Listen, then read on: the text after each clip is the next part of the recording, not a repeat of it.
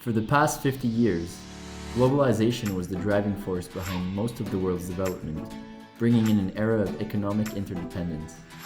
The reduction in cost of transportation and ease of communication made outsourcing and offshoring desirable business tools for many first world companies.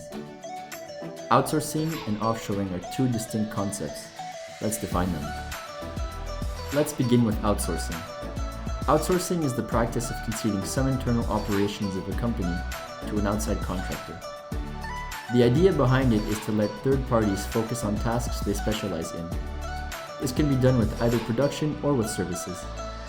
It began as a trend around the 1980s and has been a popular option ever since, especially with the recent boom in IT and software work. Outsourcing is more popular than ever, but it also comes with various advantages and disadvantages. In terms of advantages, it is undeniable that outsourcing brings wealth to the company. First, outsourcing gives any small firm the ability to access very well-trained professionals at an affordable cost. In other words, outsourcing provides lower-cost labor at a potentially higher quality. The outsourcing partner also gets to invest into new assets. For example, multi-million-dollar companies such as Google, Alibaba, and GitHub had a major part of their development outsourced. Finally, outsourcing allows businesses to relocate their resources into more meaningful areas. Outsourcing also comes with various disadvantages. For example, in certain cases, outsourcing could surrender the internal skills of the company and make it reliable on its partners. If the company outsources production, there may also be a loss of intellectual property. Just ask Samsung. They started out as an outsourcing company for Japanese firms, and now they are on the forefront of the cell phone industry. In addition, by outsourcing, a company may have very limited quality control over the product or service it receives. A famous example would be Boeing, which had to remove their entire 787 fleet because they outsourced multiple systems of the plane. There is also an ethical question to outsourcing. Outsourcing labor from your company can result in the loss of jobs. It also lowers wages as outsourcing companies often pay lower rates. Next, we move on to offshoring. In the West, goods are expensive because of the costly labor force associated with them. In the developing world, however, huge numbers of inexpensive labor forces provide an easy access to a low-cost economy. Offshoring consists of moving a company's production or services to a foreign country where labor costs are cheaper in order to sell back to the West at a much higher discount. Offshoring comes with various advantages.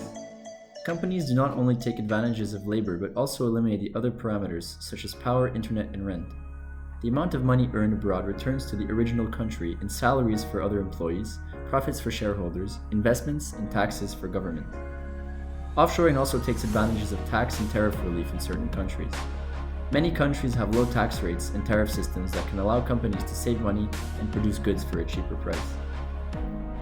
Furthermore, in order to retain full control and responsibility, a company prefers offshoring rather than outsourcing. Since offshored assets still remain in the company's possession, its intellectual property is secured.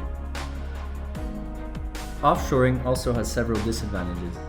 The biggest problem associated to offshoring is that it increases the unemployment rate of the origin country. Furthermore, businesses that choose to offshore weaken the economy of their host countries as less jobs are available for the population. The companies meanwhile invest their profits in foreign-based facilities. Because of the cultural and social differences, production may also be affected. Unlike outsourcing, time zone differences and local labor availability may delay production time, affecting firms negatively. Besides, the unethical treatment of workers in offshoring countries may tarnish the firm's reputation. For the past decade, popular offshoring countries such as China and India have seen a yearly raise in wages between 10 and 20%. It is now unprofitable to offshore production, and many companies such as General Electric are bringing production back to the West. Future aspects. Considering current trends, outsourcing and offshoring will no longer be viable business practices. If most countries industrialize, foreign labor will no longer be cheap enough.